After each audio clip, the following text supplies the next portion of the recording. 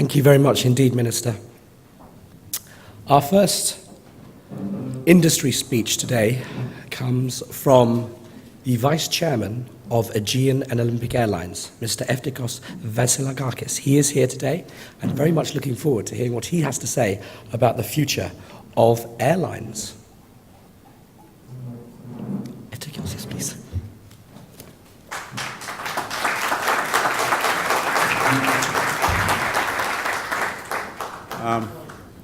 Good afternoon, everybody. Thank you for coming to Athens. Thank you for choosing Athens to be the venue of your second conference. I think that in itself is probably more important than anything else. I have to downgrade the expectations. I'm not going to talk about the future of the airline industry, but I will try to talk a little bit about the airline industry in Greece and how I think a small part or a significant part of what was missing in previous years may have been reestablished as a dynamic for the country going forward. So obviously, as you know, airlines, whether the air is good or bad in the front or the back, they do provide an essential service, and that is connecting people to places. They do not create the first level of demand. That has to be created by the destination itself, but they do support it, and they can multiply it, and they can make it much more effective.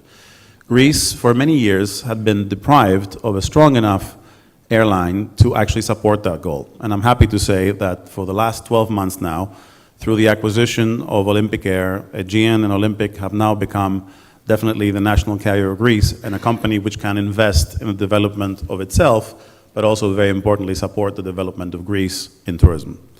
So just to give you a few boring numbers, finally we're starting to grow in direct connections to this city. Direct connections by Greek airlines were only 22 to this city in international destinations just 2 short years back. Now we're up to 45, and we're committing to making it 70 direct destinations out of Athens within the next 3 years.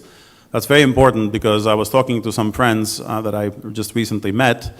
We were only covering essentially the largest cities of Europe in direct connections. So if you flew from Italy, you would have to come either from Milan or from Rome to fly directly to Athens, but now you can pick Venice, Naples, Pisa, and if you fly from France, next year you'll be able to fly directly from Bordeaux, from Toulouse, from Lyon, from Marseille, and that's a very important addition to what the city can become and how it can support the rest of the country also, because obviously speed of travel is an important luxury, I think, to everybody. We don't only serve Athens, we're based around the country. Obviously, many of the luxury resorts of this country are not in Athens, although Athens is the hub, is the base, and the support for everything else. It's very important to be strong here. However, we have developed in the last 3-4 years as a reaction initially to the weakness of the economy here, but then we found out it's a very important separate business, direct connections from the island. So we have now 7 regional bases around the country outside of Athens, and I'm happy to say they're growing very healthily as well. In total, we cover 87 destinations in 32 countries, and that's a number that's changing by, as you see, 17 new ones in this year, and it should be another 15 for next year. And yes, this is the only number you see. We did offer 1 million extra seats in the market this year, and I'm happy to say that was 1 million out of 4 million that were actually additionally offered to this country by many other airlines, and they were all, 80% of them, roundabout, well absorbed, so it shows what the demand for the country can be if we do our job right.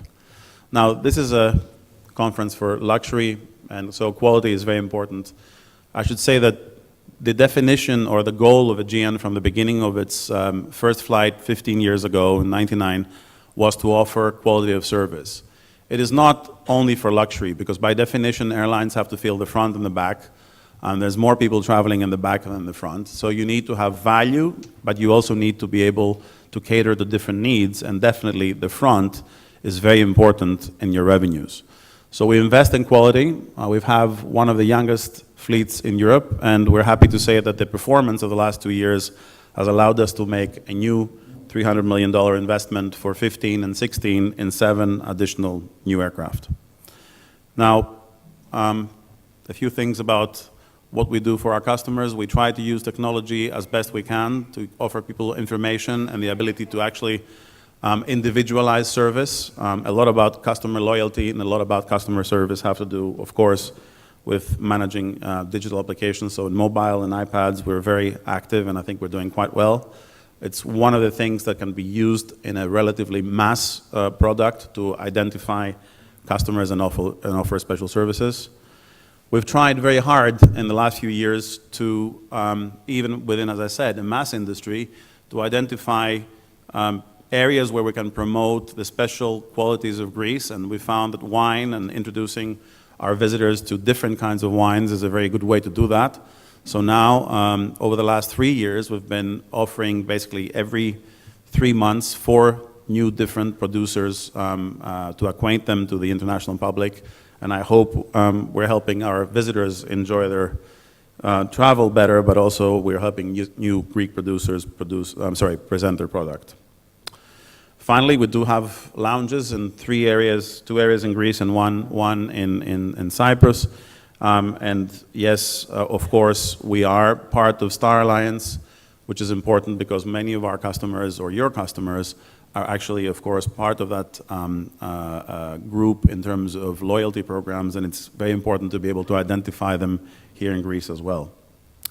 And to make my presentation a short one, I will just finish by saying, thank God, customers seem to actually appreciate what we do. So even though we are a reasonably small airline still, we just managed to exceed 1 billion of revenue this year.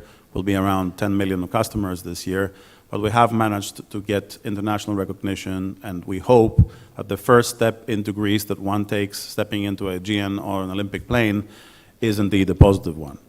Before concluding, I'd like to say, in support of what the minister said earlier on, second very important thing about aviation is obviously airports.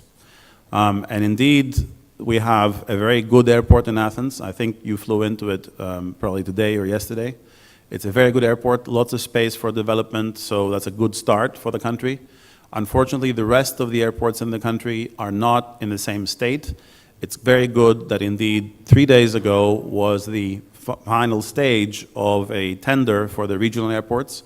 There were 3 interested parties, and we hope to see within the next 24 months some very good upgrades in the quality of the regional airports of the country. So whether you fly in by private jet or by a regular airline, that will be a very important improvement to expect over the next 2 to 3 years, and we think that, together with airline investment, are a very big plus for what can happen, not only for, obviously, visitors, but also for investors, because that's very important to support their own investments in luxury hotels or developments in these areas.